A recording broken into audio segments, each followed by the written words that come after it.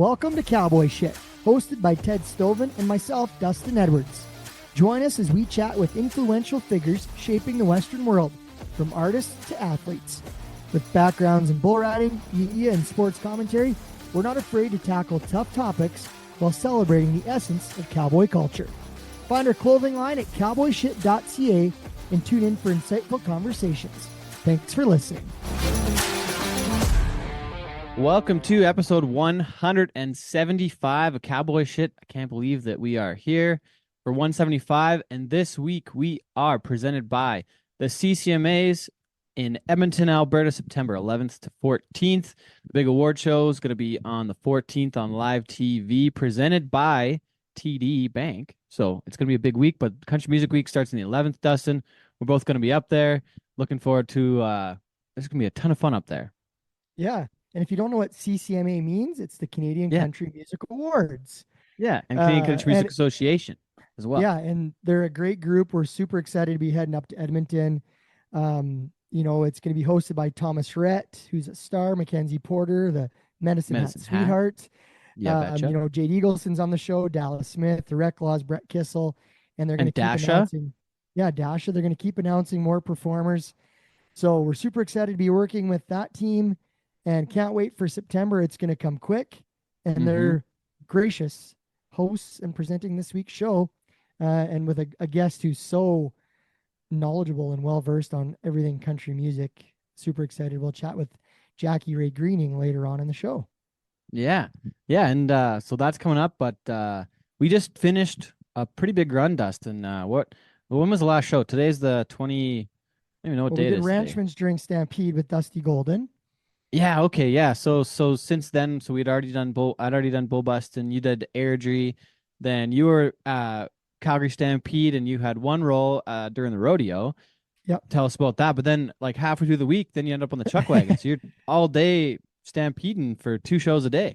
Yeah, it was awesome. I was working on the rodeo side with the production team this year. Kind of a new role for myself, and and then a new role for there. Yeah. It was awesome to be a bit of a liaison between the volunteer production committee and all the moving parts of the rodeo and the broadcast on Sportsnet and Cowboy Channel and the Superboard team. That was really cool. And then halfway through, I was able to do the same role with the chuck wagons at night. So first 5 days was just rodeo, and the last 5 days was both, and got through it and had a couple days off. And then I was off to Manitoba Stampede in Morris. So it's been a busy run, and then tomorrow we head to Medicine Hat for the Stampede there, and the Bruce Stampede on Sunday. So just July continues to be a crazy month, but a fun one. And I guess on our side of things, what do we do? We were in Teepee Creek. That's right. Yeah, and we were just, like we talked about in the show, a couple of the nominated artists were in Teepee Creek. Cole Robertson and I went up there. Did that show, not Cowboy Cole, just for the record. This is the other Cole Robertson. But yeah, had a great week in Teepee Creek. That crew puts on an amazing show. Just, you know, they call it 4 days in the wild, and they've got, you know, 2 pretty major concerts this year. They had Jade Eagleson, and the next night was Dallas Smith. No, that's wrong. They had James Barker Band and Dallas Smith. I was remembering wrong. But Jade Eagleson will be coming up in a couple weeks here in Strathmore at the Strathmore Stampede. But anyways, yeah, I got to give shout out and kudos to the crew in Teepee Creek. You know, like you were mentioning Morris, there's 7,500 people a day in your grandstand. I got to say, we had one of the most fun perfs that I've worked all year in Teepee Creek on the Saturday. It was a totally packed grandstand. There was no seats left. And we had them singing along, like kind of almost unprovoked, like had a really fun sing-along component to the show. Ash Cooper, Robert Schmidt, Doug Young, the whole crew. Like it was a really, really fun perf. Really enjoyed it. They go nuts there. I used to announce that rodeo years ago. Yeah, that's right. We started working at Calgary with Brett. And I remember seeing like Nitty Gritty Dirt Band up there. Yeah. David Lee Murphy, I think, was up there. Yeah, 100% he was there, yeah. They do it all right. Do they still have the Teepee Creek limo? Oh, yeah. Well, actually, I didn't see it this time. I don't know. I don't know if I think the limo we got picked up in the Teepee Creek limo. I remember I want to say that Teepee Creek was like one of the last places Keenan Vine fought bulls, and they brought the Probably. bullfighters into the arena to start the bull In the riding limo. in the Teepee Creek limo. It was That's badass. awesome. That's And awesome. that's a great rodeo up there. They got a great crew. Well, then after TP, what was it? A couple days off. Then Tuesday, Alicia Erickson and I took off to Kelowna. Went and did the PBR Canada Cup Series in Kelowna on the Thursday. We had a big lake day. Played like football in the grass at the party, like at the by the lake, with a bunch of bull riders. We were on the lake. Alicia had a paddleboard we were cruising around on. Uh, geez, what else happened? Then I ended up hanging out with Jeff Robson for a couple days. He's been on the show a couple times. Went out on the boat, did some wake surfing, got some water up my nose, got sick. And now we're now we're going to what? Actually, Matt and Cole went to Foremost. Got to give the Foremost crew a shout out too. Those guys went to that rodeo, had a great couple days in Foremost, and they did some golfing over there. But man, I love the summer. And I guess next up here, we're Matt's gonna go do the WPCA in High River. And then I'll be in Pollockville Saturday night. And then next week, Matt will be at BBJ, which we talk about on the show here, and in Camrose. And then Cole and I are going to be in Strathmore. So just rolling, man. It keeps rocking and rolling. Rodeo season is in full swing. Oh, In yeah. summer and the damn heat. And the heat, smoke. yeah, it's pretty hot. But while we're well, actually, why don't we talk about that on the second half of the show? Why don't we just get right to the interview? What do you Let's think? do it. It was a great interview today. If you Yeah, grew up listening to CFCW if you still radio, listen. Jackie Rae, if you still listen, Jackie Rae Greening she's an absolute sweetheart, a legend. And she was so great to have on the show to talk all things CCMA Week, Country Music Awards, country music, and even a nod to Ricky Tiki Wanchuk in there as well. Yeah. Awesome show. Once again, this episode is presented by the CCMAs, September 11th to 14th in Edmonton, Alberta. The show is presented by TD, but there's still some tickets available at Ticketmaster for the award show on the 14th. The night of the 14th, so it's going to start at 6 p.m. If you can't get there, though, it's going to be broadcast live on CTV. But if you're anywhere near Edmonton, come up check out CCMA Week, Country Music Week in Edmonton. Starts on the 11th of September. Going to be a lot of great events. So hope to see you there.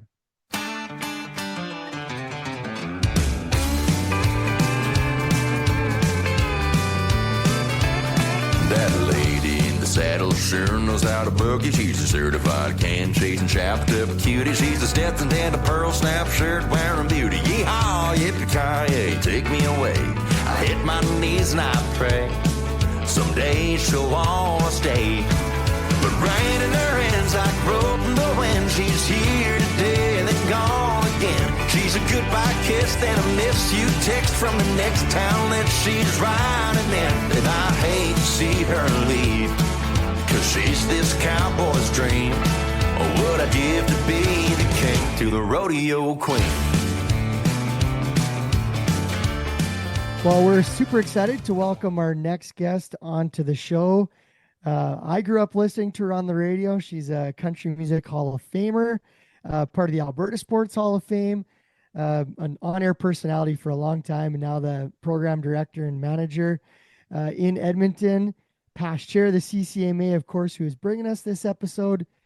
The list goes on. 4-time CCMA Award winner, Personality of the Year, Humanitarian of the Year. Please welcome Jackie Rae Greening to the show. Hello, boys. How's it going?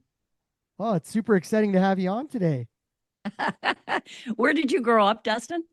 I am from the thriving metropolis of Big Valley, Alberta. Ah, beautiful. So I also worked in Drumheller for a little bit, so right in between there and at Edmonton. Yes, that's where I just lived. You probably weren't born yet, right? I'm an '88 model, so I would have caught you on the tail end, but I spent some time in Drumheller as well, and that's where I grew a love for radio, because I used to call into the Hurtin' or Flirtin' request line when I was a kid, or whatever I could do to get my voice on the radio. So, did you ever phone into the kids comedy line on CFCW? I 100% would have. I 100% would have for sure at some point. So, I never missed an opportunity to call into any radio station ever. I love it.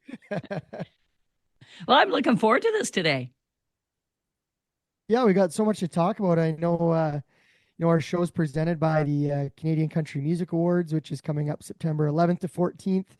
in Edmonton, which is super exciting. And I guess to kick it all off, how exciting is it for the music industry in Alberta and the city to bring the award show back to Edmonton? It's been a decade since it's been here. It was supposed to be a little earlier, but COVID happened. But so it's been a decade since it's been here. And it's important because Edmonton is a great market for Canadian Country Music Week. We've proven it time and time again. And what it is good for, it's good for the businesses, the economic spinoff there, but musicians and the artists from this area also get to display their talents to many people. So it's great for our local music scene, but then it's also great for, as I say, the spill off to the rest of the city. And it's going to be a fun week. Yeah, which event are you most excited about, Jackie Rae? It's something like you've been the chairperson of Country Music Week before, and on the board of directors for the Canadian Country Music Association, past chair as well. But like, what events are you most excited for? And like Dustin and I were talking about this just last night. But like, correct us if we're wrong, but you probably helped create a lot of what Country Music Week is. The one I probably I'm most excited for is the Legend Show, which is on the Thursday night at the Winspear Center, and the reason is, as you can see, I've been with CFCW 35 years, and CFCW is celebrating their 70th anniversary this year. So the CCMA has been kind enough. We're sponsoring that Legend Show. So what that is 70 years of the music that you hear on the station. So we'll have some pretty special hosts that we'll be able to announce after Big Valley Jamboree. And I know Carolyn Don Johnson is one of them. I can't reveal the other one till afterwards, after that award show. But it's going to be a celebration of 70 years of country music. Gord Bamford's going to be there. Dwayne Steele, Jade Eagleson, Paul Brandt, Kelsey Kulik, Tennille Towns, Haley Benedict. And they're not doing their own songs. Well, Michelle Wright gets to do her own song. She's a Hall of Famer. But the rest of them will be doing other hits that you've heard through the years on country radio. So that's Winspear on the Thursday night, which is September 12th of Country Music Week. It's going to be fun. I never heard Danny Hooper's name yet. I have a feeling maybe he's one of the ones that hasn't been announced. After Big Valley Jamboree, I'm just gonna put a little guess out there. Maybe he's gonna be part of the event. It is not Poopy Hoopy. Unfortunately, he would have been there, but he's every year he MCs that Boston Pizza fundraising golf tournament which is huge. Yeah, and so that's where he's going to be. So unfortunately, it is not Mr. Hooper. Okay. Cross that one off the list. One of my favorite. I will say he's on Sunday night just before Keith Urban. Not that I would ever tease anything more. So Danny's opening for Keith Urban? Is that how that works? Yeah, sort of, as the MC. I got to announce the bull. We used to do the bull riding in Big Valley Jamboree with Bulls for Breakfast, and I announced it with Danny. That was one of my highlights. I'd never had so much comedy inserted into bull riding at 10 a.m. with hungover / still drunk patrons as we did with Danny at Big Valley. That was always a highlight for me. Oh, yeah, he's something else. He's in a league of his own. When he was our morning guy for about 7 years, I'd be driving to work and I go, "Oh, Danny, don't go there. Danny, don't." Oh, he went there. Did you ever have to write him a letter about any of his stuff on the radio, or what was his? Well, it was funny that it was an ongoing bit that he go, I'll have to go to the principal's office again. But I always said to Danny, I said, when the phone stops ringing, then I'm concerned. I said, at least they're listening. And he pushed the envelope. No, he didn't push the envelope. He ripped the bugger open. That's what he did. He was always so great to listen to. Loved it, and it's cool that he's always part of these kind of events and stuff like that. And when we're going back to Country Music Week, Jackie, you were talking about the Legend Show at Winspear. I think that's one thing that maybe gets overlooked when you talk about the Canadian Country Music Awards, at least for someone on the outside looking in who hasn't really been that involved. Is we think Country Music Awards and award show, but there's just so many other things. And Ted kind of referenced that. Like, there's a lot going on in the city over the course of 5 days. What are some of the other real highlights? I know you talked about the Legend Show, but what are some of the other things that people can partake in that aren't just closed in for industry folk? Well, the Cook County Saloon is our official bar. So Cook County, and by the way, their renovations are going to be ready. People that have been going to Cook for the 40 plus years they've been open, they're going to be blown away by the new renos that are opening just in time for Country Music Week. Barry Sparrow and the team there, just incredible. They're hosting the Top of the Country show on the Wednesday night at Cook.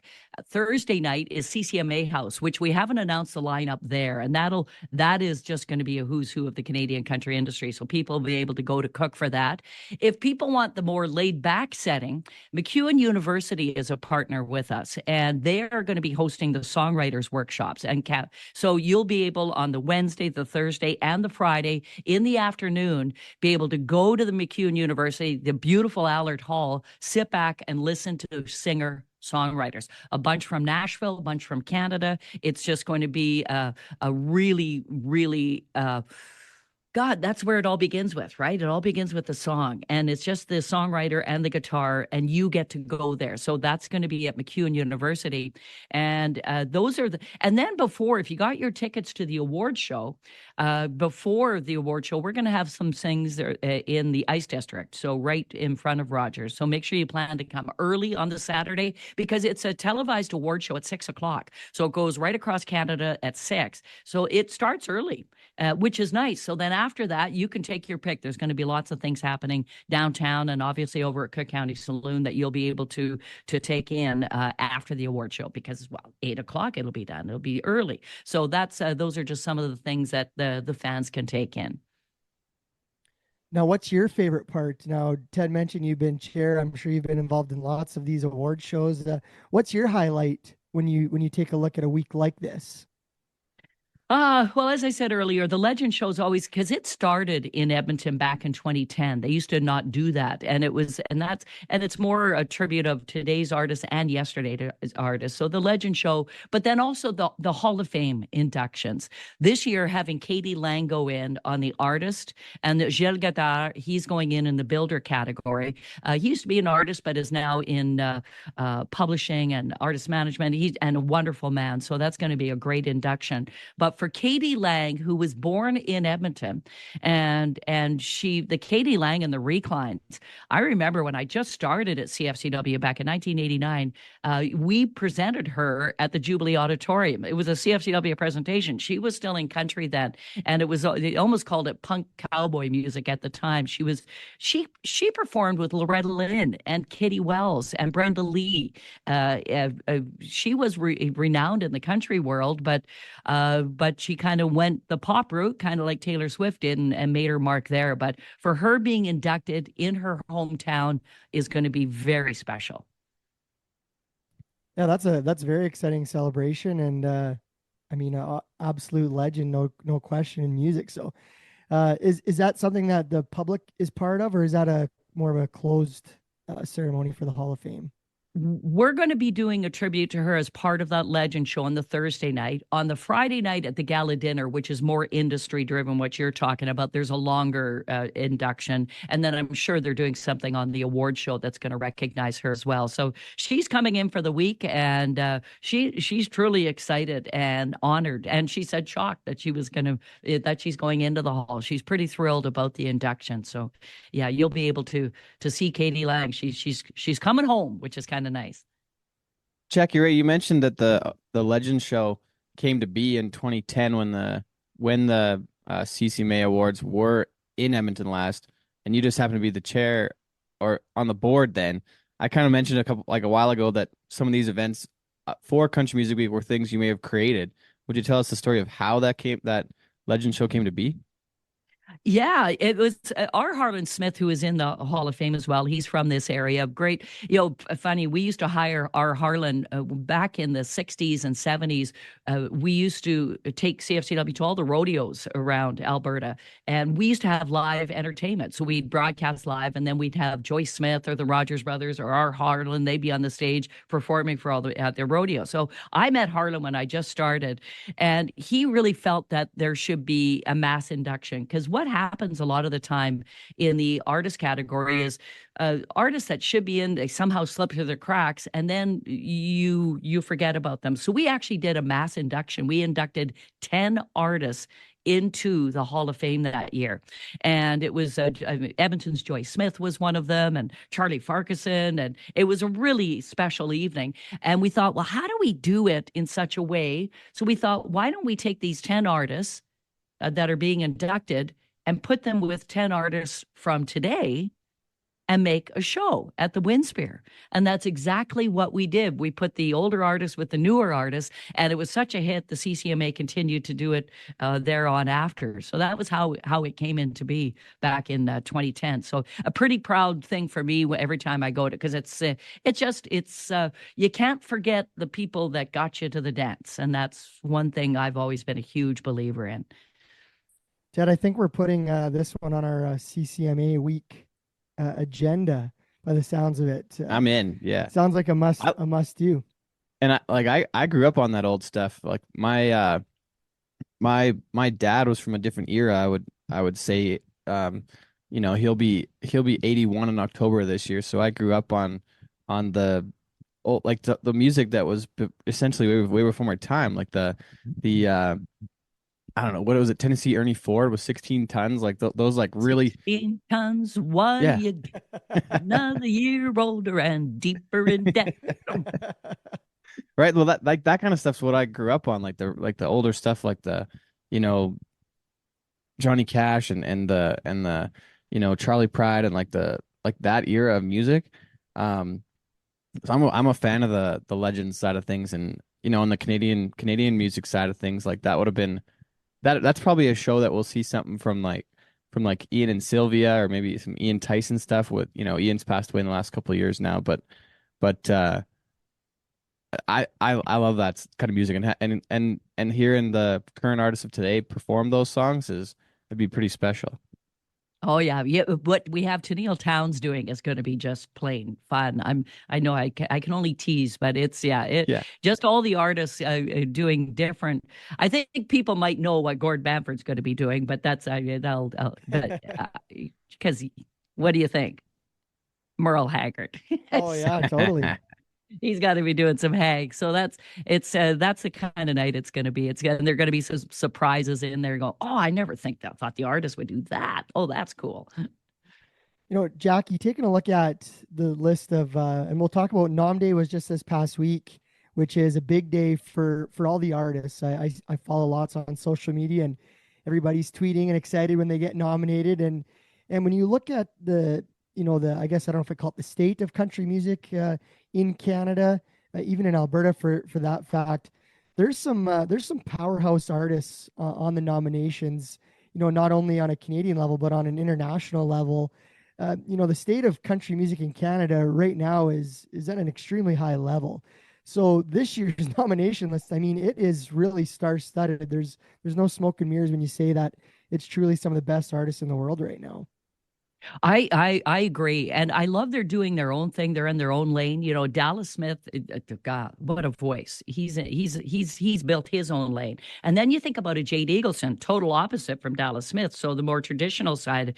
I always tell the story when Jade first came into our radio station. He was a little more. It was more poppy, mainstreamy country. It wasn't the true blue country he's putting out right now. And he looked at me and he said, "JR, you wait. When I get the chance, I'll record the music I want to record." He says, "I'm just keeping them happy right now." And he was absolutely right, because now he's able to release what's really true to Jade Eagleson, and that's that more traditional side. And he's got the voice to do it. He's got that Paul Brandt type voice. And I just think great things for Jade Eagleson. And I think the Reclaws, another great act that, they showed up on America's Got Talent just recently, and judges were wowed by them, and they've been winning here. They hosted last year's award show, for crying out loud, in Hamilton. So the Reclaws are making a name for themselves. No, you're right. There's Brett Kissel's "Let the Horses Run." Like, what a great song! And have you seen the video for that? Oh, so good. Yeah, the video is awesome. It was cool. The guy doing the music at the Calgary Stampede, Chuck Wagons, happens to be our show editor. And I think he had that song mixed in to start the Chuck Wagon races each night. They'd start with the old "Half a Mile of Hell" and then right into "Let the Horses Run." So that's great less. Les was the one that told me about that one. Yeah. He was like, because he was talking about catching up with Brett in Grand Prairie this spring, and Brett Kissel, who we're talking about right now with the song, he texted Les Dustin, and he's like, "Hey, come and meet me at the cabaret. I want you and Kelly to come over and say hi in the green room or whatever." So he was like, "I got this new song, and it would be perfect for chuck wagon racing. Would you guys play it?" So he told Les about it, and he told and then so Sean's playing it, and but Brett told us about it. Brett told Les about it. So Les is like, Ian's not around now, so we're gonna have to get a new song in there. So And it fits perfect. It just makes you want to, well, makes you want to run, for crying out That's loud. right. That's a great song. Let the horses run.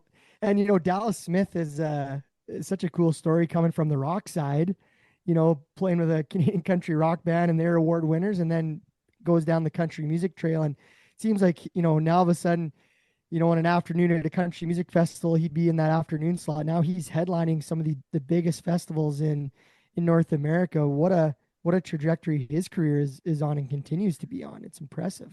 What a voice. Holy crap. When the first time I saw him at Country Music Week, and I think it was here. Would that have been Edmonton in 2013?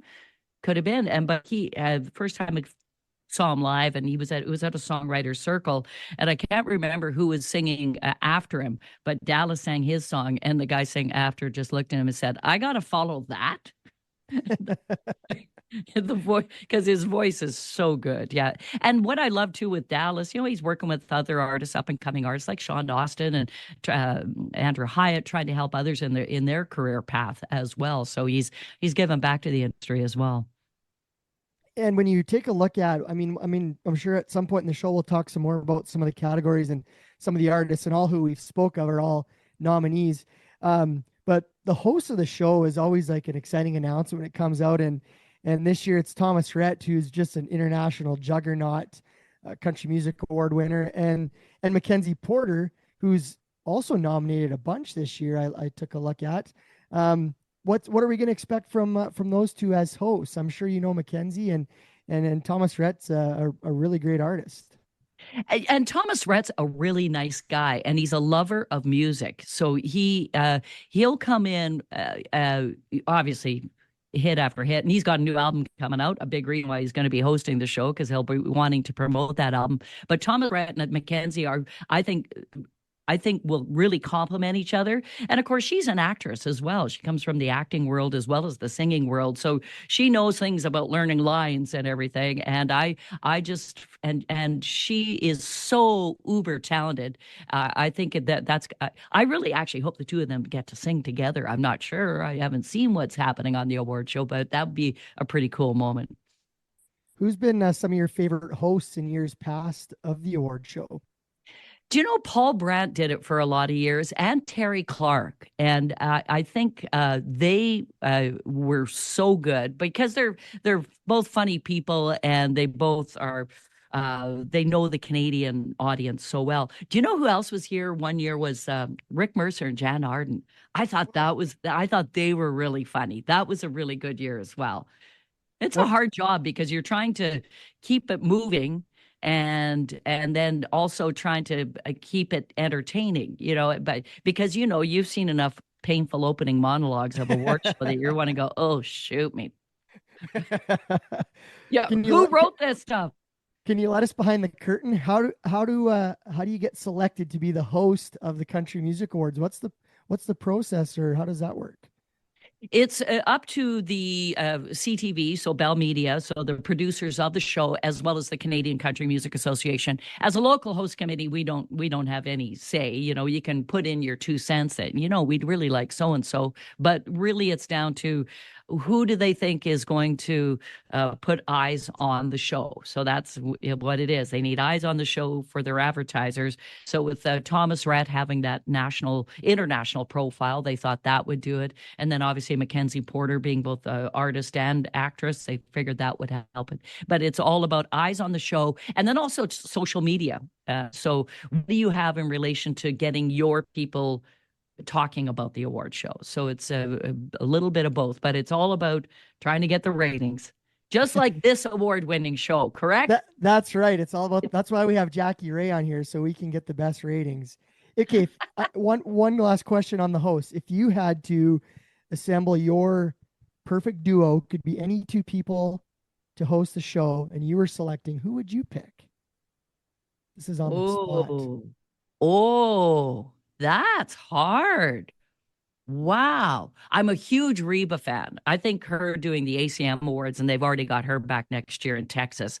I just always have loved Reba, and I love her delivery. So I would have to say Reba, and who would I put her up with? Justin Trudeau. No, just kidding. You can say Jackie Rae Greening if you've always wanted to host with Reba. Yeah, no, that would be too nerve-wracking. It would be fun, but nerve-wracking. I got to think. If I think during the show who I'd put with her, I'd probably put a comedian, or maybe on the spot. Yeah, you did. That's a good one. How about Dustin Edwards? Hey, I'm in. Dustin's a part-time comedian. That would totally work.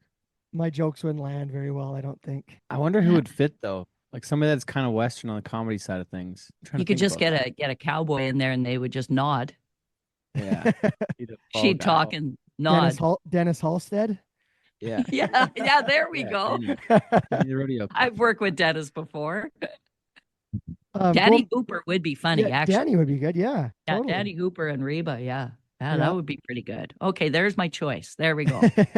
And Mackenzie Porter's from Medicine Hat, right? Isn't she? Medicine Hat girl. Yeah, they and the family still has the bison ranch out in that neck of the woods. Her parents are still out on the farm. That's always cool is when you get to know the stories of the stars that are part of this that have some local connection, and I guess that's probably big for someone like Brett Kissel coming into the show in Edmonton. I imagine he's going to be he is a big part of it on the award side, a performer side.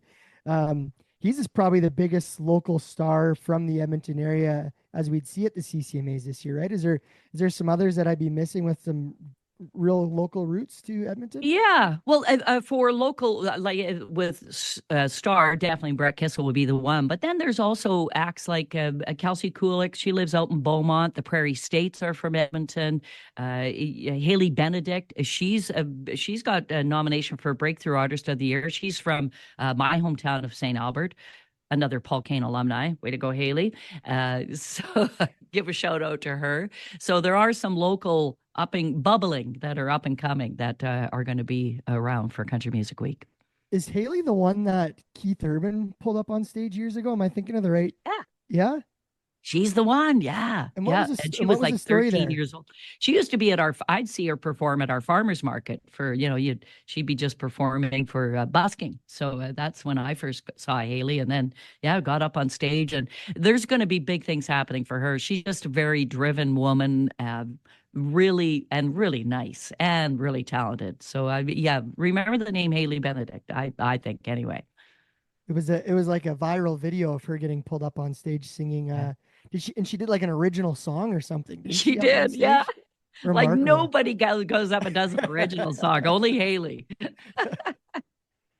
And out of the list of performers who have been announced, who's one that you're really looking forward to seeing on the stage during the award show?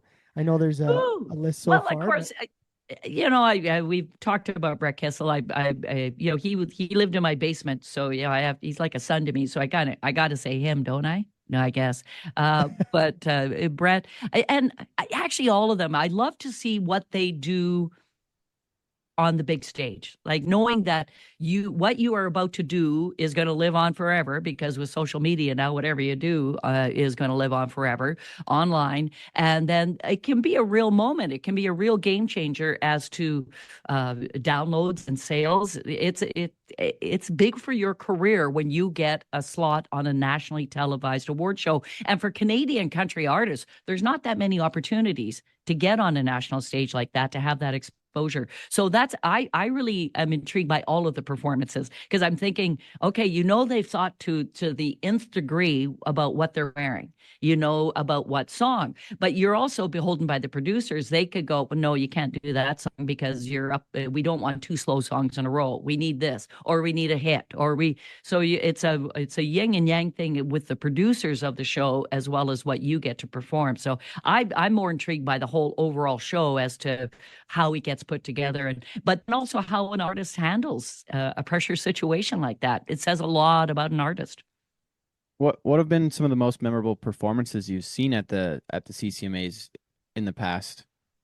Oh, there's 2 that stand out for me right away. Number one, Terry Clark, her song "No Fear." It was the song that the Canadian Special Olympics had chosen as their song, and Terry did "No Fear," and then all of the Special Olympic athletes started to come down all the rows of the arena and ended up on stage with her, and it was one of those moments you just got goosebumps. And then the other one was Paul Brandt. He was hosting the awards in his hometown of Calgary, and he did "Alberta Bound" was a huge hit, his big hit, and the place just erupted when he came out and did that, because obviously it's kind of our anthem here in Alberta. So that was another moment that will always stay with me. The talk about Bob Steadward and the Special Olympics and that song. Was there any connection there with no? Terry Clark? Bob Steadward is more the Paralympic movement. Paralympics. Oh, sorry. Yeah. My apologies. So, Dr. Bob is, and he chaired Country Music Week. When I was chair of the board back in 2010, he co-chaired the Country Music Awards here for us, along with Dave Majeski. So he was really involved. And actually, he managed Brett Kissel for a little bit as well. So he has a little bit, he's like me, a little bit of everything: curling, country music, rodeo, wear a lot of hats. Well, and the Dave Majeski was part of the CFR commission back in the day too. Yeah, that's right. Yeah. So and it's funny now when you think with Country Music Week coming to Edmonton, and then we've also got the rodeo back, and then obviously the bull riding's a big event here as well. It's going to be a fun couple of months in Edmonton coming up. Yeah, September, October, November. There's something big every month in the fall there for 3 months in a row. Yeah. Oh, it's going to be. Yeah, beer's cold. Come visit us, please. Come.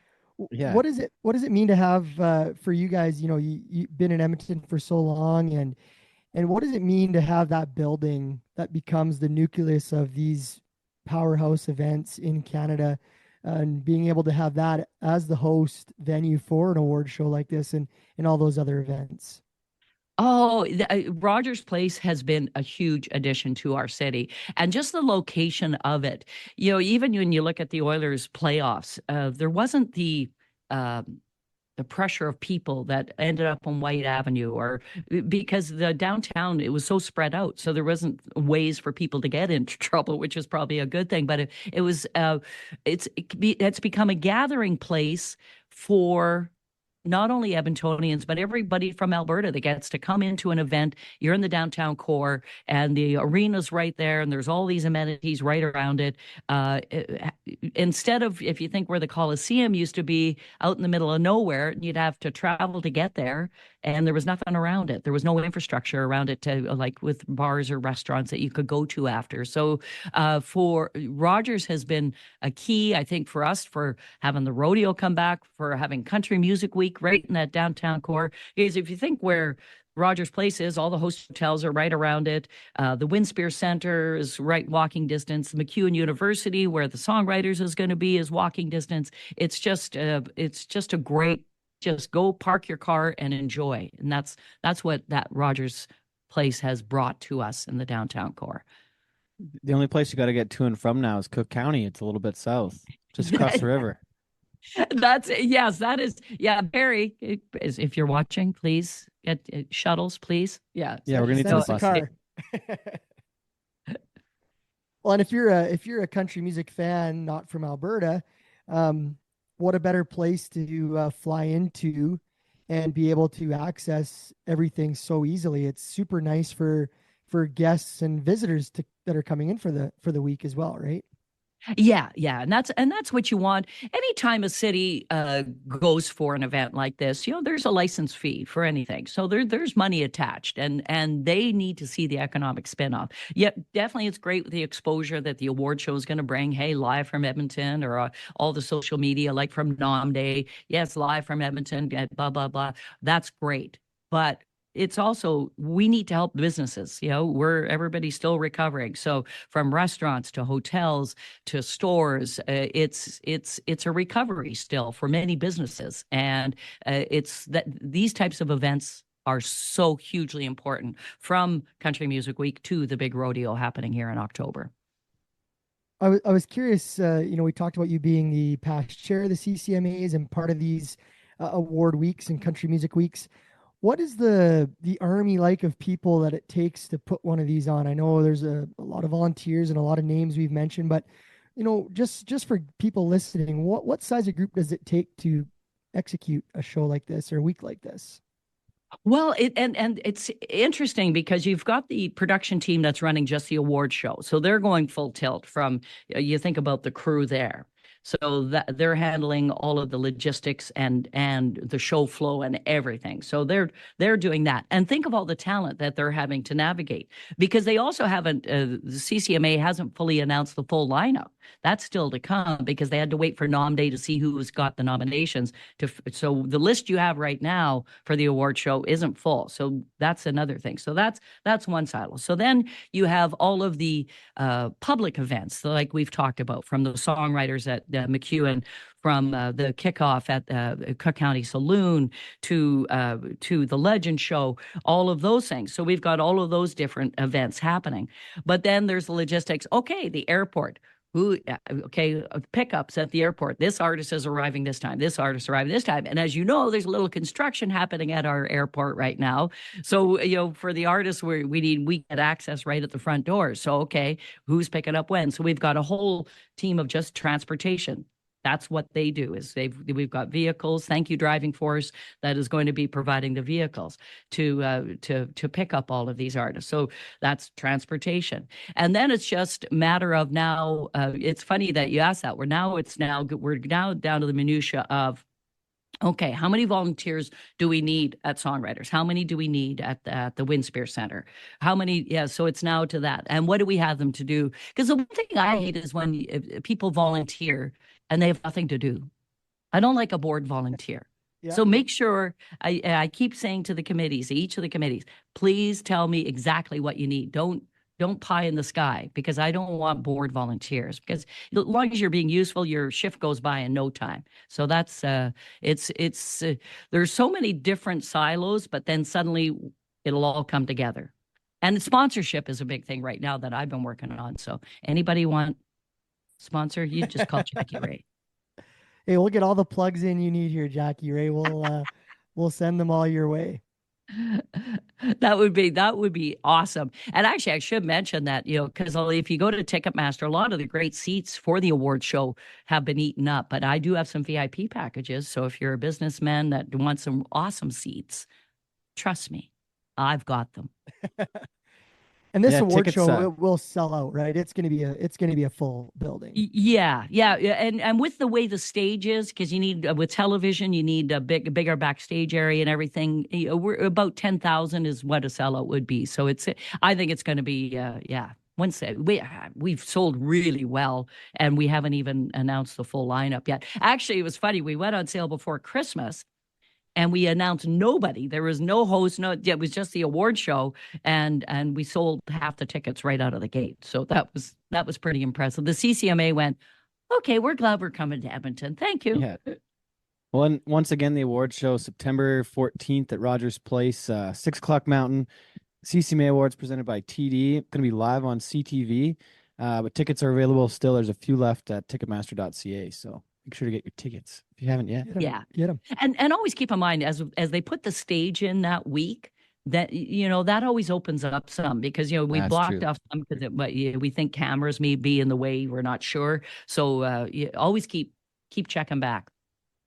And you referenced just a few moments ago, Jackie Rae, about Nom Day, and we've dropped that term a little bit. So I guess for everyone's like, what is Nom Day?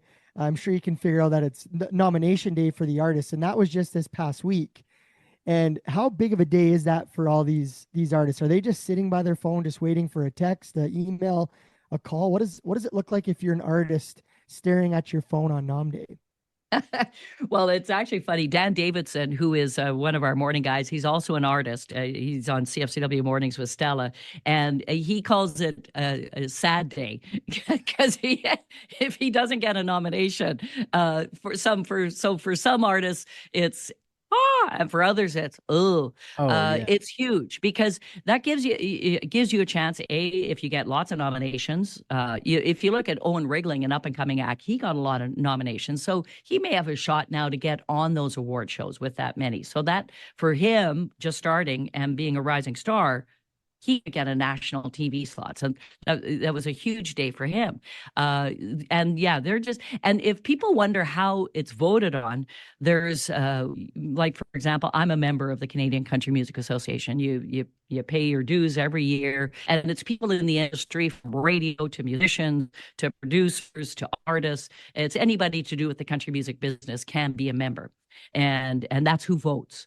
So there's record labels as well, and so there's camps that will vote for their own. And so if you're wondering, okay, how do these people even get nominated? That's how they get nominated. So it's a huge day for the artists. But no, so Dustin and I are going to be members too. We're working on that right now, actually, so we can be members as the podcast too. So we're working on that. Oh, great. Yeah. So I didn't even know it was a thing. Didn't even know it was a thing. So we're working on that. But you mentioned Dan Davidson, and Dan and Stella Stevens got nominated as personalities of the year for one of the awards too, which I thought was cool. Yeah, country personalities. Which and it's funny. I voted for them, but then I also got nominated, and I don't know how. But well, congratulations. I think last year was at the gala dinner at the last second. The person that was supposed to host it took ill, so he couldn't do it. So they asked me at the last second, and let's just say I let her rip. I had a lot of fun emceeing it, so I have a feeling it was off that performance is maybe how I got nominated, because I didn't care. I was like, just bring me some wine and I'll MC this thing. Yeah, there's no notes. You just got to roll with it. Exactly. And for you guys, CFCW nominated for Radio Station of the Year as well, which is super exciting. Large market.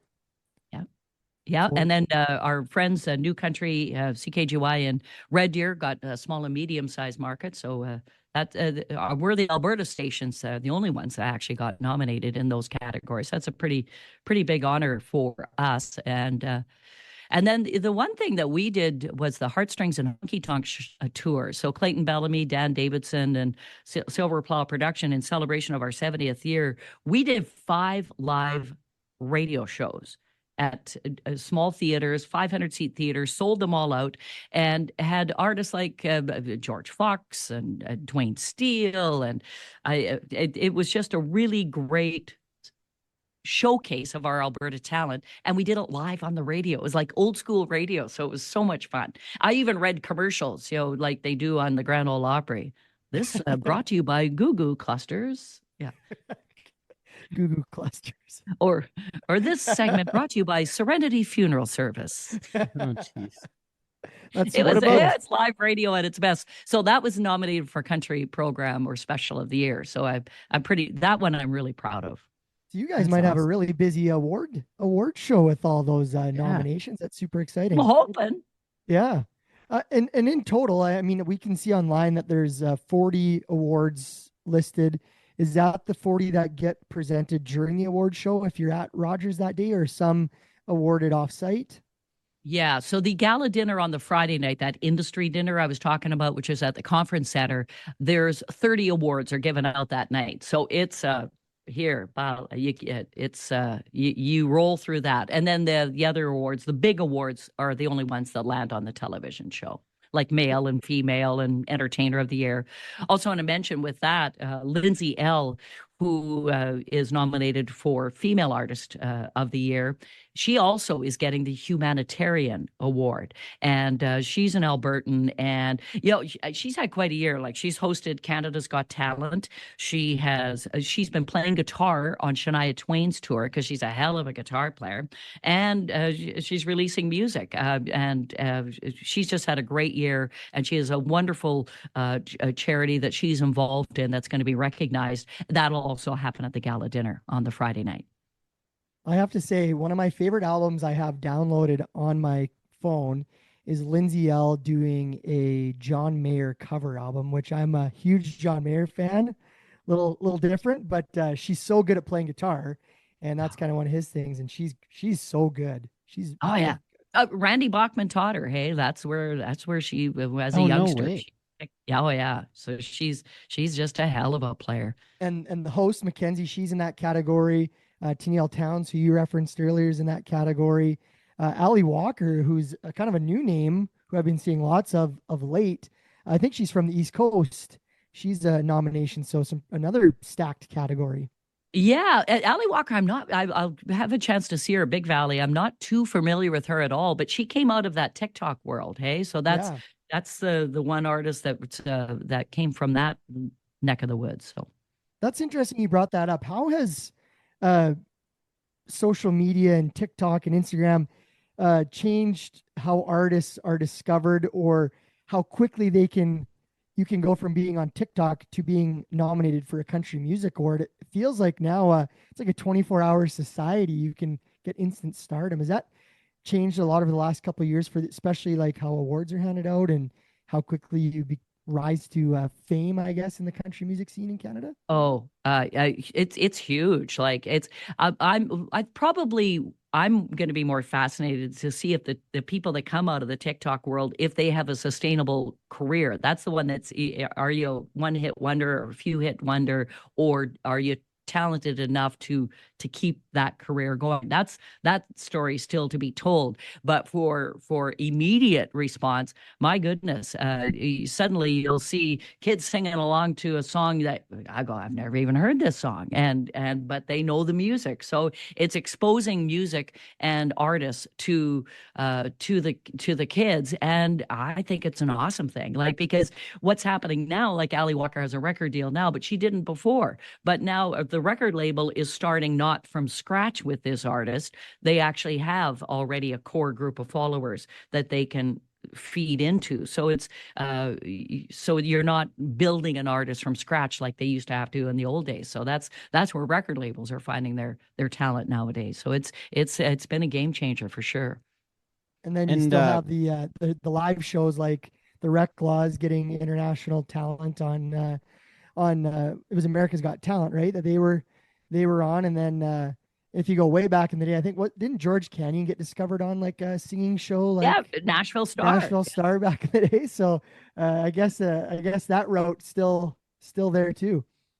Yeah, I think it is. And again, it's that sudden national exposure. And that's what the CCMA Awards does for it. So that award show at Rogers on September 14th, tickets at Ticketmaster, that's a huge platform for all those artists on that show. You need that national exposure. I want to talk about the Fans Choice Awards. There's the main Fans Choice, and then the Breakthrough Artist or Group of the Year. This is actually a fan vote. You can vote at ccmafanvote.com, but there's a ton of artists up for that award. The Rec Laws, High Valley, Mackenzie Porter, Stephen Lee Olson, Dean Brody, Jade Eagleson, Tyler Joe Miller, Josh Ross, Dallas Smith, and the James Barker Band. Then there's the whole the Breakthrough Artist of the Year award as well. You got Haley Benedict, we've already talked about, Dax, Tegan Gase, Matt Lang, and Owen Ringling, like we already mentioned too. So we got to talk about those awards a little bit too. Those are a fun piece as well. Yeah, the Breakthrough Artist, that's brand new. That's the first time they've done it. And you only have until August 1st to vote on that one. So if Haley actually just popped by our studio yesterday and was telling us about it. So, and she's the only Alberta act in there. So that's going to be that's an interesting one for me. And I like the idea of it. And then you have the Fans Choice one for the entertainer, and all of those 10 made the list by downloads, radio spins. That's how it was calculated, how those made the top 10. And then now it's up to the fans to say, okay, who's your favorite out of the group? Though at the award show, you'll also see there's Entertainer of the Year. Then that one's just industry voted. So the people that are members of the CCMA gets to vote on that. So that if you're confused as to why there's an Entertainer of the Year and a fan's choice, that's one's fan, one ain't. But it's a great list. Well, and how much does the Entertainer of the Year award, how much is accounted for the live shows? Like, just for example, in the last couple years, I think I've seen Jade Eagleson at almost every major rodeo we've been to. He'll be in Strathmore here in a couple weeks. He was just in Teepee Creek last year. He was in Grand Prairie at the Stampede. Like, some of these folks, Dallas Smith was actually just in Teepee Creek as well. Like, James Barker Band was in Teepee Creek as well. It's kind of wild, but like, we see these artists at all these rodeos we go to all year long. I'm wondering how much that live piece is part of that Entertainer of the Year award. Well, I think if you're performing and you remember to promote yourself, it'd probably be a smart thing, because everybody in the crowd, hey, imagine they're drinking a bunch of beers and you'd say, hey, wait, could you pull your phone out? And do you mind voting for me right now? What a heck of an idea. I think, it's with those ones, fans will vote for their favorite artists out of that, whether they've seen them or not. That's my kind of feeling on it. For me, when I vote as a member of the Entertainer of the Year, I'll look at the 5 and I'll go, okay, I think they have a really great live show. So that's where I think. But I think a fan votes with their heart. Like, they're going with the ones they really, really love. But that's a tough list. That's a real good list. So what about the artists? Oh, sorry, Ted. I just had a quick question about the kind of I don't know, like Cor Blund is a friend, and then like we've had Coulter Wall on the show, but they're not as much in this, what am I trying to say? Like on the radio country side of things, or go ahead, Dustin. Mainstream, yeah. Yeah. But they're still doing some big things in the business. But I'm wondering how that works, Jackie Rae. I don't totally know the game that way. Well, and they would be, Corb has won Alternative Album of the Year. It used to be called Roots Album. It's now called Alternative Album. And he's won that previously. Corb has. Cal McCurney was a big winner of that last year. And it's mainstream music is more what these award shows are all about. But the Corbs of the world, Coulter Wall, he was nominated, I think last year, didn't end up winning it. Kyle ended up winning it. But as long as you have to have a new album out in the calendar year, which Corb didn't. But that's why he wasn't nominated in that category for this year. So it's just that one award, really. But if suddenly they had a breakthrough hit, if you think with Corb, with Truck Got Stuck and all those big hits that he had back in the day when he was hitting a little more mainstream, he could have been nominated too for Male Artist of the Year. It is possible if you have that one radio-friendly hit, but you need that radio-friendly hit. Huh. But there's a whole thing to the radio-friendly part where it's got to be, like, what could I say? It's got to be made for radio too. Like, there's, those guys or like Coulter's got a huge following and got a ton of people listening to his stuff, but it's not really radio country. It doesn't fit that mold. But like, is that partially because of the record labels, or partially because of the radio stations or the promoters, or like, how does that fit in? Like, I don't know a ton about like La Honda Records, who represents them, but they're not on any of the awards pieces, and they're also out of the US. So I'm just trying to understand a bit better about how that all works. Yeah, and I don't know, does he record his music here or does he record it down in the States? I'm not sure. With That's Coulter. part of it too. Is that what you're saying? Like, these are all Canadian recordings for the CCMA Awards. Yeah. Oh. Yeah. Okay. Yeah. It's called the Maple Leaf. At Country Radio, we have to play 35% Canadian content between 6 a.m. and 6 p.m. And recorded in Canada. It's music, yeah. So music, artist, producer, lyrics. So those 4, you need half of those. So Coulter writes all his own stuff, so he would have the music and the artist on the Maple logo. But yeah, we're trying to, with the Canadian Country Music Awards, you're trying to super serve the industry here in Canada, and that's it's all that ecosystem that you're trying to make it work. So that's one of them. And Yeah, it just depends. With radio too, it's for example, CFCW, we're a little different in that we're an AM station that really is careful about the music we play. We're playing Zach Top's Sounds Like the Radio. Not many other stations are. Such a good song, I think they'll get. Yeah. Oh, it's a great song. Isn't that good? I love that kid. So good. Yeah. Yeah. So so radio it just depends, but you're trying to keep the masses happy when you're a radio station, right? So you can't play just for a small niche, then you won't have that big of a listening audience.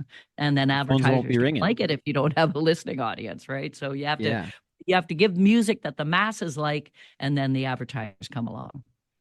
Okay. I was now we know. Now we can tell everyone, Ted. Jackie, I was going to circle back. We were talking about the Entertainer of the Year and Fans' Choice. If you're an artist, what is the Stanley Cup of these awards? Like, what's the most prestigious award to win? Is it Entertainer? Is that the big one, or which one is it really? It would definitely be the Fans' Choice Entertainer, because it's always for the artists, it's all about the fans. As far as the artist in them, they love when they win Album of the Year, because then that's a salute that they're getting recognition for their body of work. So for an artist, definitely Fans' Choice, but second would be Album of the Year. And when you look at the awards this year, or that you said there was a new one, then we were talking about the breakthrough. Is there a category for someone like yourself that's been involved for a long time that has come and gone, or something that you think is still missing from the award show? As far as presenting an award, is there something that still hasn't been touched yet in that side of things? I think they're pretty covered. Like if you look at the gala dinner, all those off televised awards, best dog. No, just kidding. But you got nightclub of the year. You got record label of the year, industry person of the year, a publisher of the year, record label. Yeah, there's a whole myriad. They have a committee that's just, they look at the awards every year and just say, okay, retailer or digital provider now. It used to just be retailer, but now we used to have the big HMV right by us here at CFCW West Edmonton Mall. That ain't there anymore. So, now it's DPS, digital service providers, DSPs. But yeah, so it evolves every year. No, I don't think, I can't see an award they've missed, because as you said, there's 40 awards we're going to be giving out that week in Edmonton. But we can add in Jackie Rae's Country Music Dog of the Year if we have to. Actually, that would be funny. And you get every artist to submit a picture of their dog. Yeah. I should do that. Kind of think of that. That'd be fun at the gala dinner. Hey, okay, there's Dean Brody's dog. Oh, there's Charlie, Brett Kissel's dog. Yeah. Oh, this is good. We're taking this and running with it. Absolutely. Yeah. Absolutely. And we'll sponsor the award. So okay, deal. Yeah. What about the actually one of the awards I saw there, it was Country Club of the Year, or you mentioned nightclub, but there's only 3 on the list and they're all in Alberta. That kind of concerned me a little bit that there's no other places with live country music that even made the list. I wonder, I don't know what there is in Ontario. I don't know what there is in Saskatchewan, BC, but it kind of made me wonder, like, holy smokes, how is it only the Ranchmans in Calgary, the King Eddie in Calgary, and Cook County in Edmonton? It's kind of, I was surprised that there was no other places, but in my travels, I don't know if I've seen anywhere else that really has live music to the extent that those 3 places do. You're not wrong. It's funny, that stuck out to me too when I saw it, and in all of Ontario, there's not a country bar. But it's also, if they don't get nominated, if someone doesn't nominate them, then they don't make the list, right? So that with the ballot process, with the membership, even out in the East Coast, you would hope, and Quebec Halifax, is a huge hotbed of country music too. Even in rural Quebec, I'm shocked that, because you think Matt Lang, who's up for Breakthrough Artist of the Year, he's a huge star in Quebec. Like, we're talking Dallas Smith huge. That's how big he is in his home province of Quebec. Well, we went to some live music at Ranchmans, Cook County. I've been to King Eddie. They're all awesome. We're super lucky to have them all in Alberta. We did our last show live from Ranchmans, during the Calgary Stampede. And they had just a plethora of artists in there every night, including Zach Top, who you just talked about. And How yeah, is he live, by the way? I didn't make the show. I had tickets and I didn't make it, but I love him. I think he's a great artist. I heard nothing but good things about the show. They said He's from Montana, right? somewhere down south, and he's taken off. But Or I said, Washington State, or I said, yeah. what was his show like? And they said it was like being back in the 90s. Washington. He would play some Joe Diffie. He'd play his originals, Alan Jackson, and sounded awesome. So I love that. Love that. Love that. Sunnyside, Washington. He's only 27 years old. That's kind of wild. Oh, it's Washington State. Okay, there. Yeah, Washington State. when we look at all the nominated artists, Jackie Rae, and I know, for us listening to country music and being around, we've seen Jade Eagleson, Mackenzie Porter, Reclaws, all these artists, Dallas Smith. Is there a sleeper in these nominations where they're on there and they maybe haven't got the big name yet? They're just kind of getting their wind beneath their sails here a little bit. Is there anyone that stands out to you that's going to be just you think could be a really, really big star that's on this list? Well, I mentioned earlier in the breakthrough, I think Haley Benedict is one to definitely watch in the future. She's for sure. Owen Wrigling's an interesting one. He had a huge hit with Old Dirt Road. And so we'll just see what the follow-up is. He got a lot of nominations off the strength of one single. So I'm really intrigued to watch and see what happens with him. I really think Canadian Country Music Week in Edmonton, I think it's going to be the week of Jade Eagleson. His career is just, he's just on such a roll, and he's going to be a tough one to beat, is my thoughts that week.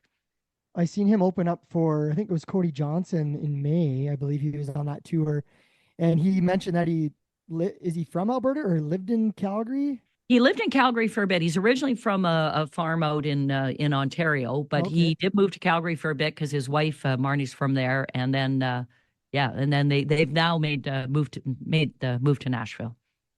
And when you sing a song about rodeo queens, there's a very good chance it's going to be popular in this neck of the woods. Right? Yeah, exactly. That's such a fun song too. So good.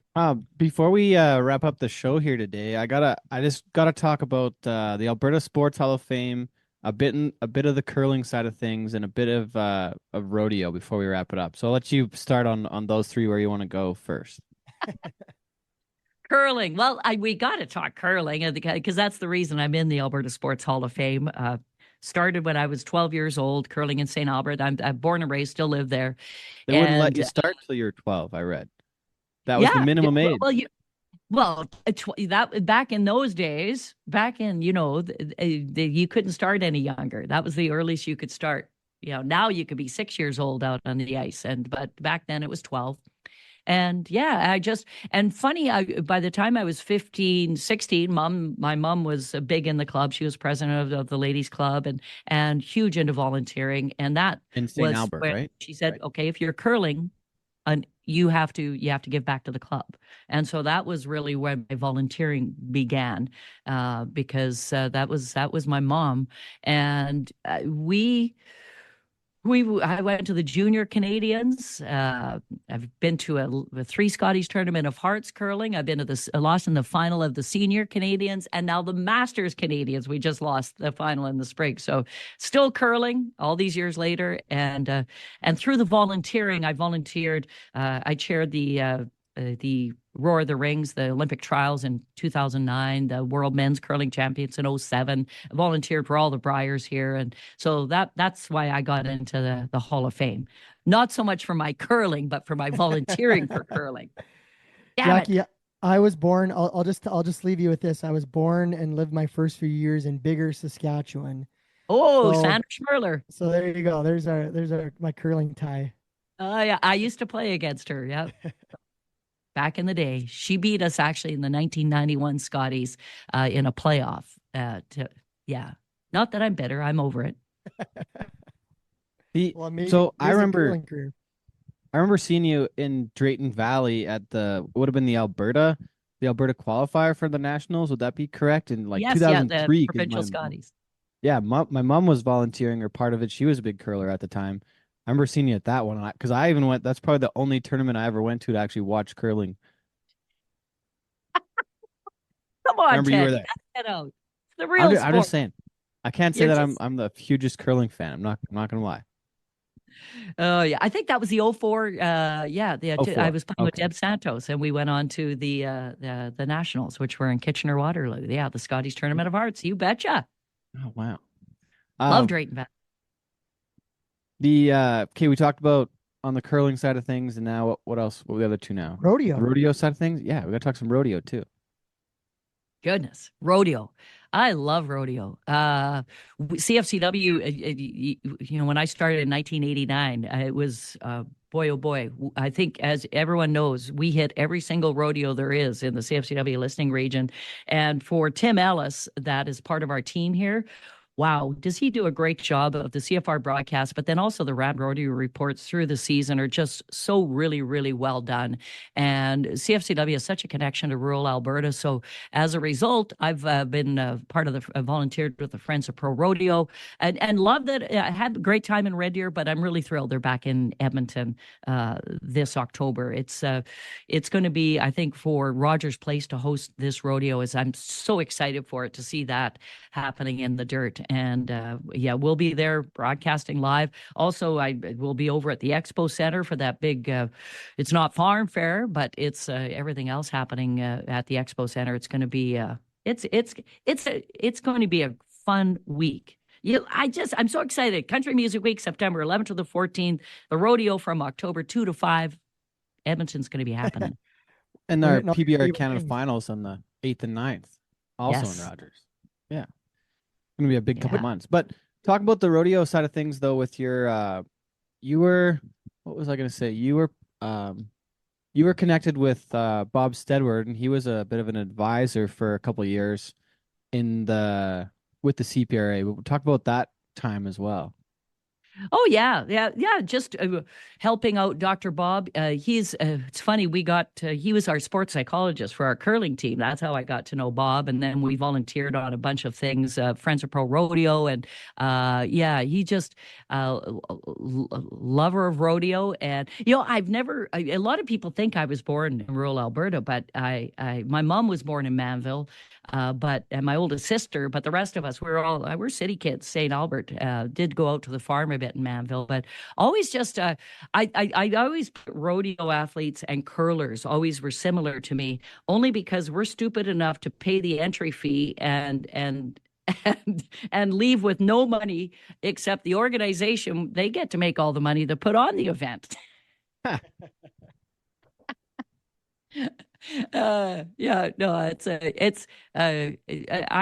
find the people are the same. I just love rodeo people. Just so chill and just it's a great sport. Do you have a rodeo over the years you've been to in Alberta that has been a favorite? Is there a certain town community that you always just love going to their rodeo, big or small? Bruce. To Ponoka Stampede, obviously, still my favorite. But then the Bruce Stampede would be the other one. The Bruce Stampede. I was a rodeo clown for a day, so I helped out Ricky Tiki Wanchuk back in the day. Were you happy, or? I was happy. I just remember it was like 34 Celsius in Bruce that day. And he got me he put the rodeo clown makeup on, and I got the hat, and I got the whole outfit. I looked just like Ricky Tiki Wanchuk, except I shave. That's the difference. Did he didn't blow you out of an outhouse or something crazy in the arena? No, he wanted to. I just remember I had my cowboy boots on initially, but the night before I decided, what if a bull chases me? I better put my runners on if I want to run in the dirt. Well, I didn't think to check it on the mesh fence, and my running shoes didn't get through the mesh fence, and a bull was coming after me, and Ricky grabbed me from behind and gave me the biggest wedgie. And that's all. Whenever I think Ricky Tiki, I think Jackie Rae. He gave me a wedgie. That's my claim to fame in the rodeo world. That's it. Jeez. Oh, well, shout out Bruce Stampede coming up Sunday. Come and join us. Always a fun one. Yeah. This weekend. Yeah, this Friday, Saturday, Sunday. I would say just going back to the venues, and I noticed the Calgary Stampede was nominated for the music festival, one of the music festival awards. I think that the Ponoka Stampede is on the track to be in the similar circle in the next few years. I think you're right. That I thought this year, what they had Jade Eagleson and Gord Bamford and Megan Patrick, and Patrick. last year Washboard Union. Yeah. Oh, I agree. They're booking some awesome talent in Ponoka. And yeah, golly though, Calgary. If you think between the outdoor stage, the grandstand with the Hunter Brothers and Nashville North, boy, they rocked it with some acts this year. It was pretty very impressive.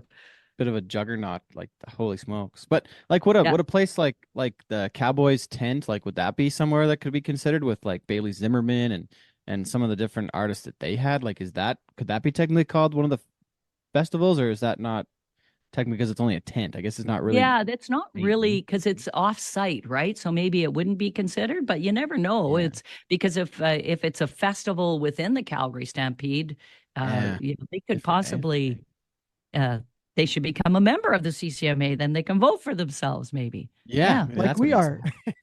Yeah, it's a good question. Do we get like an initiation when we buy our membership, Jackie? Is there something when we come to Edmonton that we have to do or get to do to be part of the crew? Yes. Yeah, you get to buy me a beer. Oh, there's your initiation. That sounds we can handle good. that. I'm gonna sign up right now. Oh, excellent. Very good. That's all it took. That's all it took. What else do we gotta get to on this show, Dustin?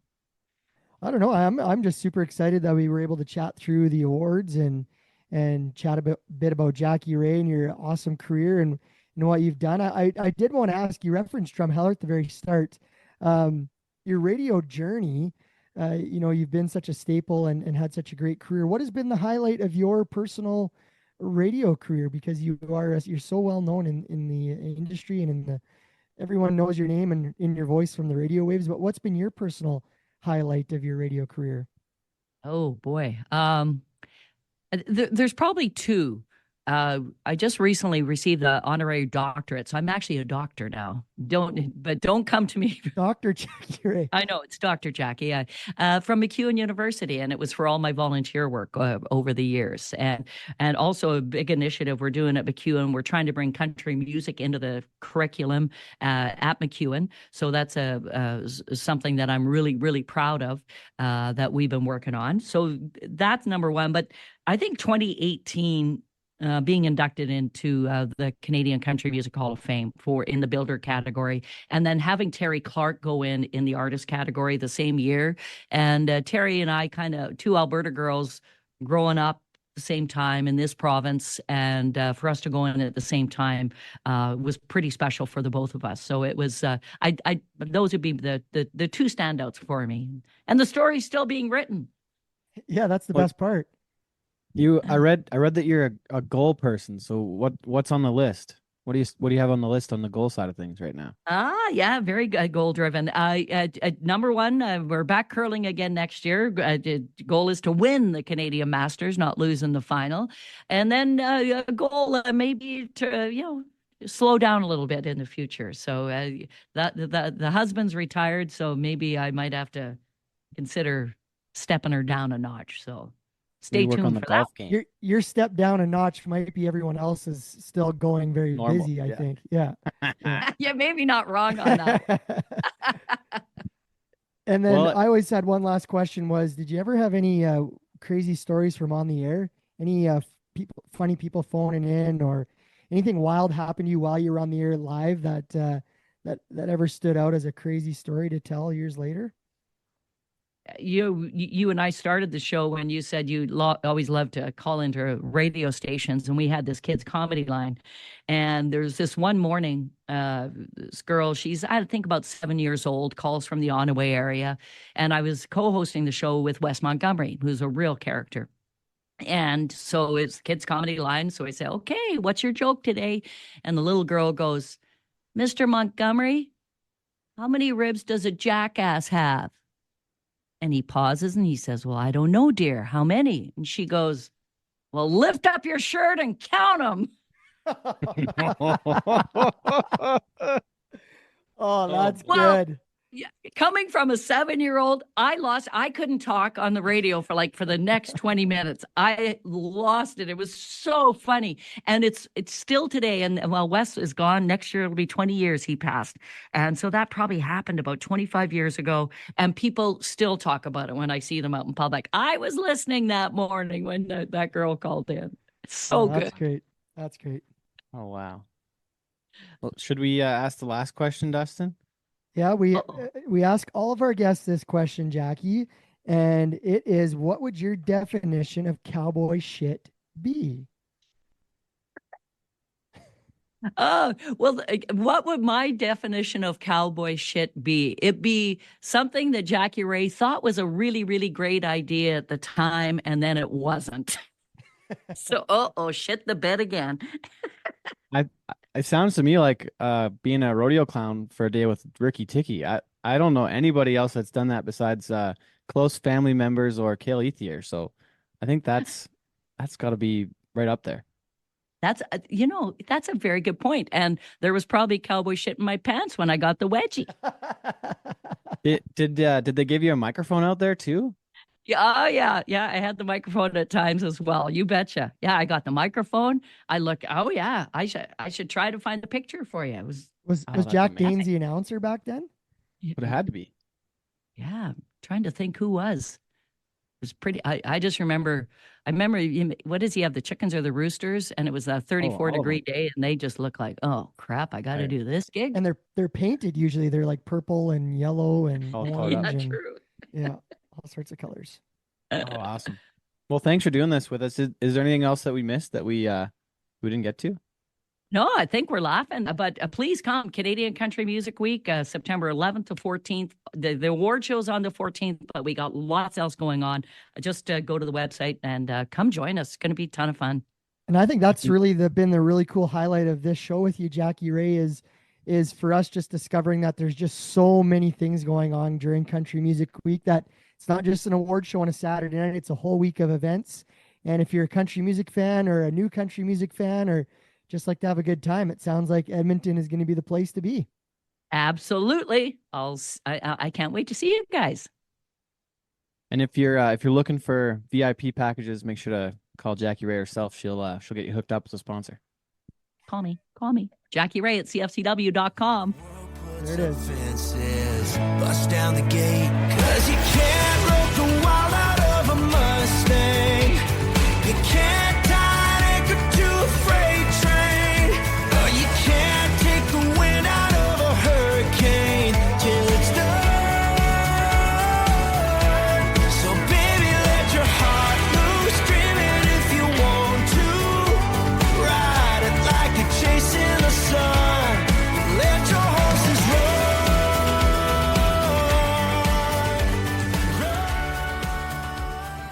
Once again, we're back, episode 175 of Cowboy Shit. My name is Ted Stovin. He is Dustin Edwards. Thanks to our guest, Jackie Rae Greening, for a wonderful episode. Dustin, we're in the middle of rodeo season, and there was a little bit of stuff go down on the final Sunday of the Stampede. It made for an interesting day. It was like history repeating itself, because I think something similar happened in years past with the presentation of the bronc riding. But Rod and Denny Hay. Yeah, because the I wrong think, guy.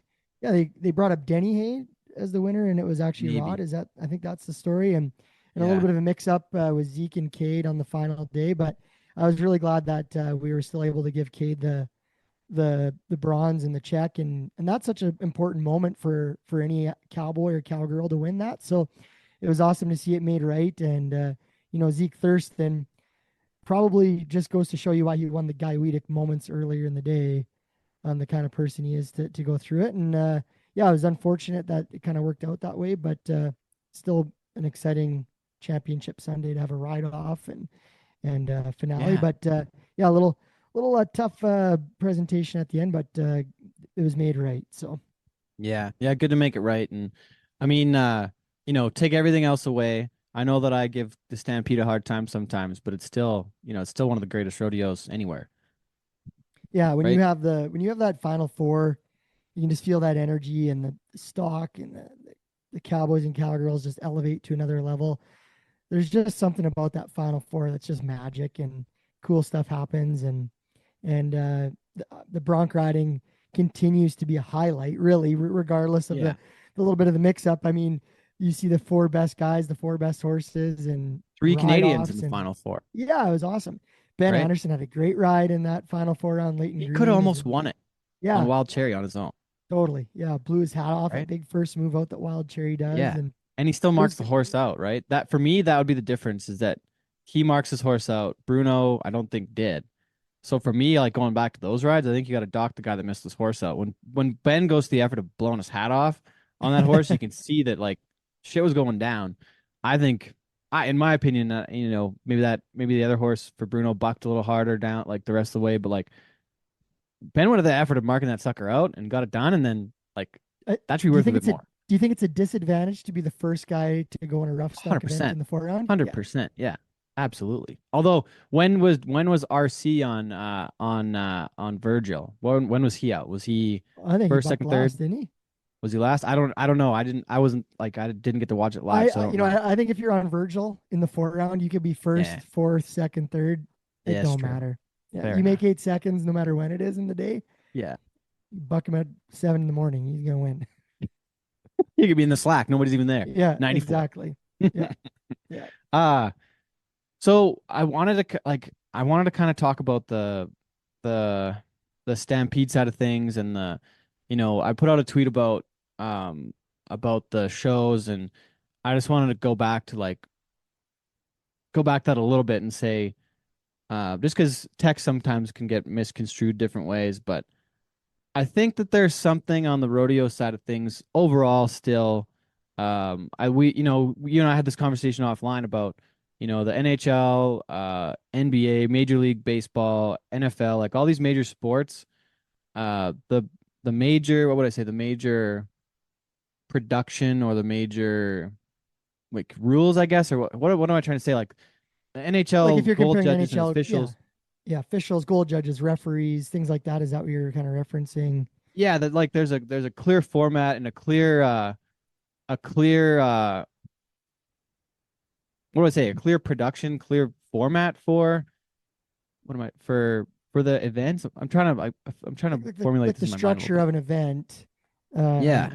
You bit. know, It's and similar everywhere you go. yeah, it's similar, right? And the Like when you- format. yeah, an NHL game has the same officials. Even if you look at big productions, it's same teams. A lot of the places you go, it's unique at Calgary because they have such a dedicated volunteer base that Absolutely. puts so many hours and time in. But I think what you're trying to say is, it's a once a year kind of thing. That's kind of what we chatted about offline, Well, right?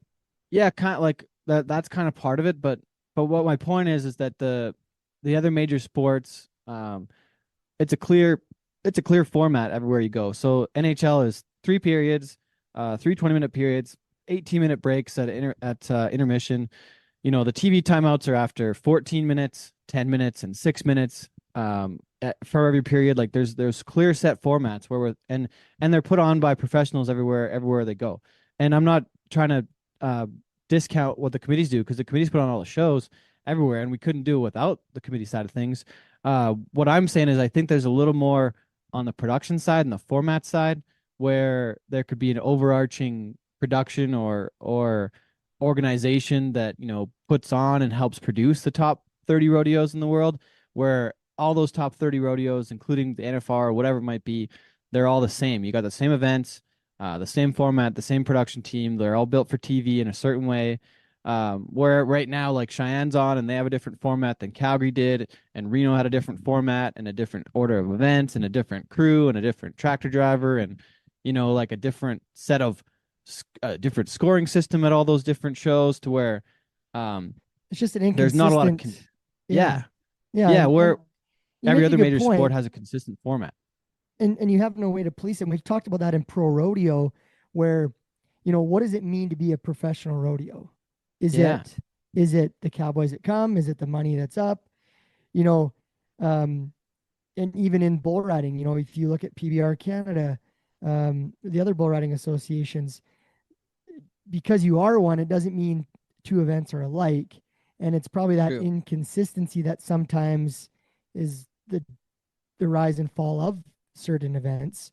Mhm. It's one thing to say you're a pro event, but they don't all turn out that way. And you're at the mercy of the committee putting it on, the people that are hired to be there, whether they should be or not. So I think that it's an inconsistent formula, I guess. Mhm. When you go to a professional sporting event in any city, it's the same.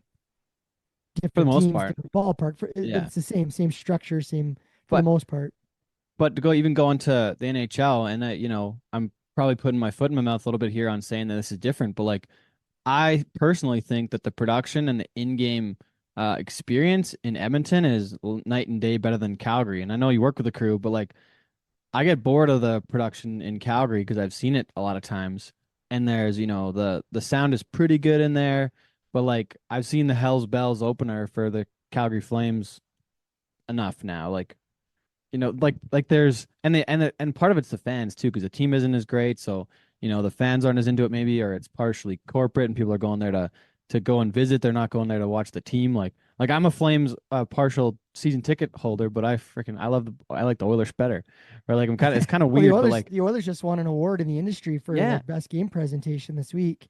right. And no, and you know I'm what? not trying to crap on the Flames. I'm just saying like Yeah, and a I big think part it's of a it's the better building and the experience. technology and Yeah, or and Vegas, like Vegas has an elite production too in the league. what I love is when teams elevate and Hmm. then internally everybody wants to equal them. So Yeah.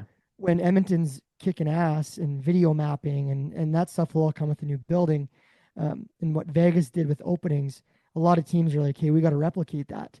Yeah. Seattle was trying everything in their power to replicate what Vegas did by, in And it fact, was hiring the guy who created it some at of the the same start, people, right? right? Johnny Yeah, Greco goes from Vegas to Seattle. exactly. So I think that, and in rodeo, it's amazing that, um, you know, oftentimes it feels like silos. Like, hey, we put on our rodeo, and this is what we do. And if we're 2 hours, if we're 5 hours, if we have a announcer, this is his only pro rodeo he does, and we got a local DJ, that's fine. And the next rodeo says, hey, we want the best announcers, we want the best music, we want the Hmm. sound to be the best video screen. We want this to be the best 2 hour, 30-minute rodeo anybody's ever seen. And we have both of those Yeah. at the pro level. And Yeah. I guess it's subjective to the committee, and for them, some of them it's their only rodeo they're part of, and some people it's the only rodeo they go to is their own rodeo they work. Oh yeah, So exactly. we go to an NHL arena and we're like, oh man, this is so awesome. I'd love if we could bring this back and do it in Calgary or do it in Edmonton. Hmm. Rodeo, it's not always the same. Yeah. So That's I my don't know. point anyways Maybe too. that was a long-winded statement about uh, the difference in different communities in rodeo and the inconsistencies, I guess. Hmm. But there's never been a nucleus, even from the association level, to say that there has to be a standard met. Yeah. Where, you know, even in like junior hockey, where the standard is, hey, your officials need to be wearing coats with the logo on it, and you need to have 2 qualified goal judges, and you need to do this, this, and this. There's not that standard in rodeo really essentially at all, besides saying you need someone that's got a card Yeah. to be Yeah. part of it. And as a And music if you, guy, I don't even have a card yet yeah, in Canadian rodeo. and your arena director, your people doing scoring, whoever can And the be scoring volunteers. system. Yeah, Scoring the scoring system is different everywhere. Can be That's pen and, that's what I'm it's sorry, pen go and ahead. paper in the rain, or it's like a Yeah. a digital system like something that Sam would run. Yeah. It's just, again, it's all, there's no consistent level. Yeah. And we That tried the was video replay, and last year, and it happened this year's at not some even a thing. arenas. I haven't even heard of it this year. Yeah. I don't think it's happening. Maybe it is, and I just didn't realize it. Yeah. Actually funny you brought that up, because I never even thought of that until just now. Yeah. So, it's just like we're consistently inconsistent. Yeah. Yeah. Good point. Anyways, I'm not trying to I wasn't trying to be negative. I was trying to point out the fact like it's rodeo's biggest stage, and it's different everywhere we go. There's no just like what you said, we're consistently inconsistent. So we got to wrap up the show this week though. Let us know your thoughts. So let us know send us a note on social, send us an email, hello@cowboyshit.ca, text Dustin or myself, send us a tweet. Send us a smoke signal, whatever you want. Give us a shout. Let us know your thoughts on We'll this, and reply. what And might what work. I loved during Calgary was people sending in when they were wearing cowboy shit merch out in the wild. Let's keep that going all summer. If you're at Strathmore, if you're anywhere, if you're in Medicine Hat this weekend, if you're anywhere, in Bruce, if you're Bruce Stampede, let us know. Let us know. We love sharing the cowboy shit out in the wild and in Good rodeo. point. And I seen cowboy shit out in Morris, Manitoba this weekend. So Hey, there you go. it's love it. worldwide. Yeah. We and we got some new stuff on the way, so stay tuned. New stuff, new shit is on the way. But anyways, thanks for listening this week. Once again, thanks to the CCMAs in Edmonton, September 11th, 14th for sponsoring this show. Thanks again to Jackie Rae. Thanks to our editor, Sean Morton. Thank you, Dustin, for being my friend. See you at the next one. 'Cause baby, I'm a sidewinder, storm rider. I'm going down like a telephone wire. You're a Mustang, runaway, two-lane drifter. I must have a thing for twisters. Hot as Arizona, cold as Colorado. Trying to catch that feeling like lightning in a bottle. I'm gonna go where the wild wind blows, tearing up the road, chasing tornadoes.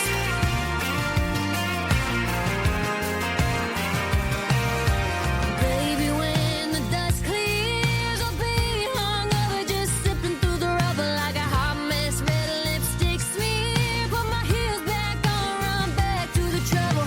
Maybe it's time I should lock it inside, put up all the windows and doors. But I'll ignore all the warnings, at least till the morning. 'Cause boy, when you rain, you pour. 'Cause baby, I'm a sidewinder, storm rider. I'm going down like a telephone wire. You're a Mustang, runaway, two-lane drifter. I must have a thing for twisters. Hot as Arizona, cold as Colorado. Trying to catch that feeling like lightning in a bottle. I'm gonna go where the wild wind blows, tearing up the road, chasing tornadoes.